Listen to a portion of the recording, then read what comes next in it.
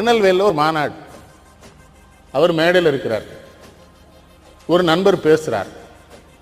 எங்கள் தலைவர் காமராஜர் எழுந்து நின்றால் அவர் தலை இமயத்தில், கால்கள் குமரியில், கைகள் கடற்கரையில். என்ன ராட்சசங்கிரியா?